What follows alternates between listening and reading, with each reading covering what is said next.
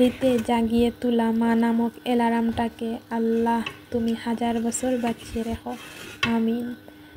2025 সালে এমন এক রমজান পাইলাম, ইফতারেও কারেন্ট যায় না, সেহরিতেও কারেন্ট যায় না, এমনকি তারাবিতেও যায় না। সব কিছুর জন্য আলহামদুলিল্লাহ, খুব একটা শান্তিময় রমজান মাস। কোনো পানিরও তৃষ্ণা লাগে না। আলহামদুলিল্লাহ, আল্লাহর দরবারে লক্ষ কোটি শুকরিয়া জানাই। আসসালামু আলাইকুম প্রিয় ভিউয়ার্স, সবাই কেমন আছেন? আশা করি আল্লাহর রহমতে সবাই ভালো আছেন। আমিও আলহামদুলিল্লাহ ভালো আছি। প্রতিবারের মতো আজ আমি আবার আপনাদের সামনে নিয়ে হাজির হলাম একটি ছোট্ট বড় ভিডিও নিয়ে। আশা করি আপনারা শুরু থেকে শেষ পর্যন্ত আমার ভিডিওটি দেখে নেবেন। আজকে আমি আপনাদের সাথে শেয়ার করব রমজান মাসে প্রথম সেহরির জন্য কী রান্না করলাম তা আজ আপনাদের সাথে শেয়ার করব। অনেক দিন পরে ভিডিও শেয়ার করলাম, সময়ের স্বল্পতার কারণে ভিডিও এডিট করতাম পারছি না। তো আজ আমি আপনাদের সাথে ভিডিওটা তুলে ধরছি। তো দেখতে পারা আমার হাজব্যান্ড অনেকগুলো মাছ আনছেন। এগুলো আমাদের গ্রামের মসজিদের পুকুরের মাছ, খুব তাজা মাছ। রমজানের আগের দিনও মাছ আনছিল এগুলো। খাইতে খুব মজাদার লাগছে মাছগুলো। তো আপনাদের সাথে ভিডিও আজ আমি শেয়ার করলাম। দেখতে দেখতে 10 রমজান চলে গেছে। আল্লাহর দরবার লক্ষ কোটি শুকরিয়া জানাই এত শান্তিময় একটা রমজান মাস আমাদেরকে উপহার দেওয়ার জন্য। আল্লাহ আমাদের সবাইকে নেক আমল করার তৌফিক দান করুকা। তো দেখতে পারা আজকে অনেকগুলো তাজা মাছ আমি একসাথে খাচ্ছি। খাইতে আমি ফ্রিজে রাখি লেছি, আপনাদের সাথে শেয়ার করলাম একটু করে। এখন আমি যা রান্না করবো তা আপনাদের সাথে শেয়ার করবো। দেখতে পাচ্ছিলাম একটা ব্যাগে কিছু মাংস, আর এই মাছ দিয়ে আমি, এগুলো আমাদের সিলেটি ভাষায় বলা হোল মাছ, আর শুদ্ধ ভাষা তো শোল মাছ বলা হয়। তো আজ আমি হোল মাছ দিয়ে বুনা করব। আমি সময়ের স্বল্পতার কারণে ডেইলি ব্লগ শেয়ার করতাম পারি না, একটু একটু করে আপনাদের সাথে শেয়ার করি কয়েকদিন পর পর। তো দেখতে পারা আমি মূল রেসিপিটা শুরু করলাম। অনেকেই অনেক রকম রান্না করেন, তো আমি আজ যেভাবে রান্না করি তা আপনাদের সাথে শেয়ার করব। প্রথমেই চুলায় একটা পাত্র বসাইলাম, তারপরে পরিমাণ মতো আমি সয়াবিন তেল দিয়ে দিলাম। এখন কাটিয়ে রাখা মাছগুলো দিয়ে দিব। শোল মাছ এভাবে রান্না করলে আমি মনে করি মাংসের স্বাদকেও হার মানায়। তো দেখতে পারা অলরেডি আমার সবগুলো কাটিয়ে রাখা মাছ দেওয়া হয়ে গেছে। এখন আমি পরিমাণ মতো লবণ আর হলুদ দিয়ে কিছুক্ষণ ভালো করে ভাজিয়ে নিয়েছি। এই হালকা গরমে শোল মাছের স্বাস্থ্যকর ঝোল খেতে খুব দারুণ লাগে। তো আজ আমি অন্যরকমভাবে রান্না করলাম, আশা করি আপনারা মূল রান্নাটা দেখে বুঝতে পারবা। তো দেখতে পারা অলরেডি আমি কিছু মাছ ভাজিয়ে নিছি, পুরোটা ভাজিয়েছি না, মিডিয়াম আকারে ভাজিয়ে নিছি।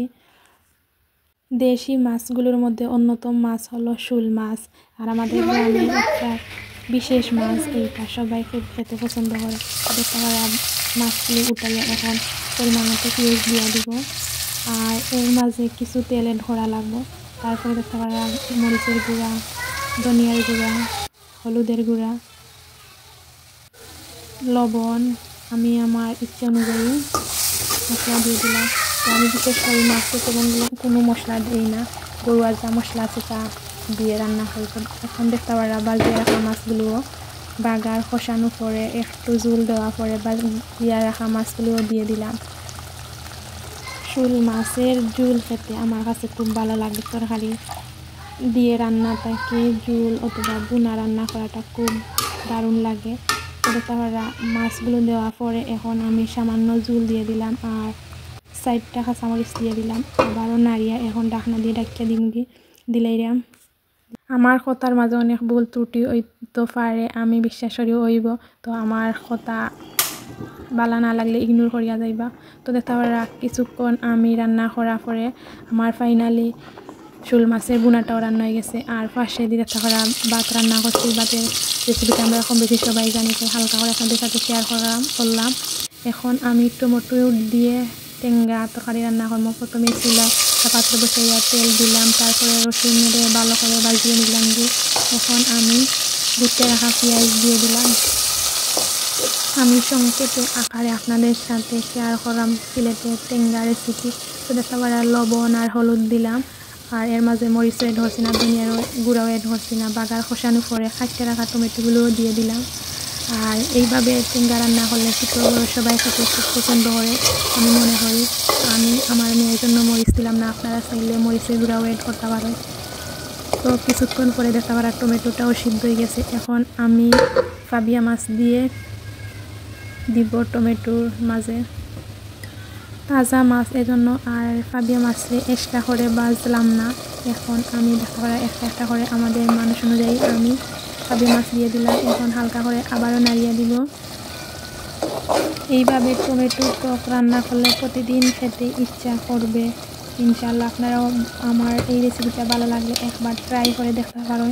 বিশেষ করে আমাদের সিলেটের সবাই এইভাবে রান্না করে আমি জানি, তো আমার ভিউয়ার্সের উদ্দেশ্যে আমি বললাম।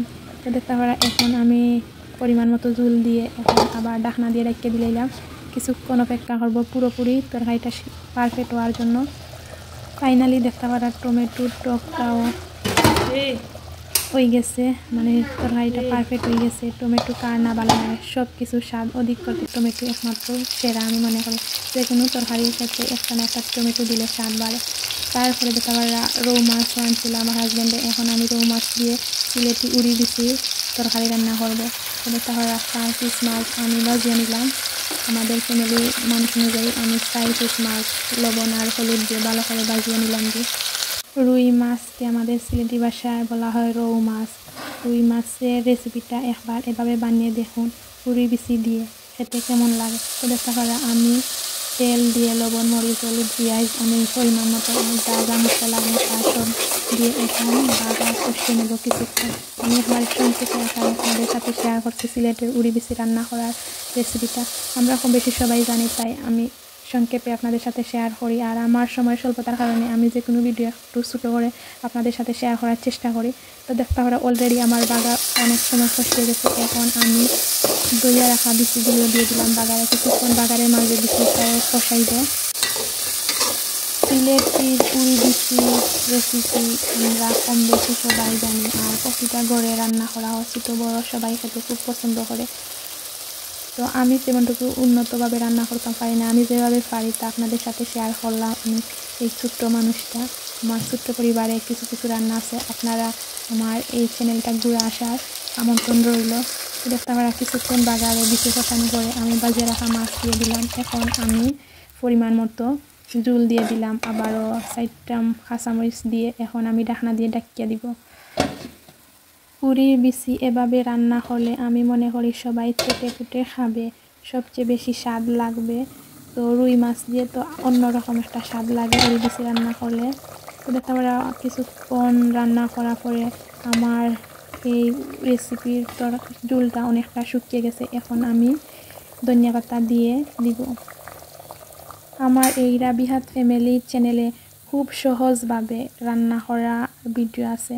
আশা করি আপনারা আমার চ্যানেলটা ঘুরিয়া দেখলে বুঝতে পারবা। তো দেখতে পারা ধনিয়া পাতা দিয়ে আমি আগুন ফরিয়ে দিলাম। এখন ঢাকনা দিয়ে ঢাকিয়ে নিমু দিলাইরাম। কিছুক্ষণ পরে মানে আমরা সেহরির সময় সবগুলো পরিবেশন করব। তো এগুলো আমি প্রথম দিনের সেহরির জন্য রান্না করছিলাম, আপনাদের সাথে আজ শেয়ার করলাম। পুরি বিচি দিয়ে রুই মাছের সুস্বাদু রেসিপিটা আশা করি আপনাদের কাছে ভালো লাগবে। তরকারির কালারটা দেখে বুঝতে পারা কতটা লোভনীয়। আর সাথে রান্না করছি গরু মাংসের ঝোল। তো এই রেসিপিটা অনেক রেসিপি আছে আমার এই চ্যানেলে, তাই শেয়ার করলাম না, সংক্ষেপে আপনাদের সাথে শেয়ার করলাম আমি কী রান্না করছি। টমেটোর টক আর শোল মাছের বুনা। তরকারির কালারটা দেখে আমার কাছে খুব ভালো লাগছে, জানি না আপনাদের কাছে কেমন লাগলো, কমেন্ট করে জানাতে ভুলবেন না। আমার এই ছোট্ট ফ্যামিলির রেসিপিগুলো কেমন লাগলো। গরিবের ঘরে রমজান মাসে প্রথম সেহরির জন্য কী রান্না করলাম তো আপনাদের সাথে শেয়ার করলাম। আল্লাহর দরবারে লক্ষ কোটি শুকরিয়া জানাই, যতটুকু আয়োজন পাইছি তাতেও সন্তুষ্ট। এই রমজান মাসে বেশি বেশি করে আপনারা আমল করুন আর আল্লাহর কাছে বেশি বেশি মনের বাসনা প্রকাশ করুন। আল্লাহ আমাদের সকল চাওয়া পূর্ণ করবে ইনশাআল্লাহ। হে আল্লাহ, আমার গুনাহ ক্ষমা করে দিন, আমার ঘরে রহমত বরকত বাড়িয়ে দিন। যা পেয়েছি আল্লাহর দরবারে লক্ষ কোটি শুকরিয়া জানাই। তো দেখতে পারা সেহরির সময় গরম গরম উড়ি বিচি রুই মাছের দিয়ে উড়ি বিচি তরকারিটা আর সাদা ভাতের সাথে খেতে দারুণ লাগবে। রাসূল সাল্লাল্লাহু আলাইহি সাল্লাম বলেছেন, একজন মা তার সন্তানের উপর যতটা দয়ালু আল্লাহ তার উপর তার চেয়েও দয়ালু। সুবহানাল্লাহ। সবাই ভালো থাকুন, সুস্থ থাকুন। আজকের মতো এখানে বিদায় নিলাম। খুদা হাফিজ।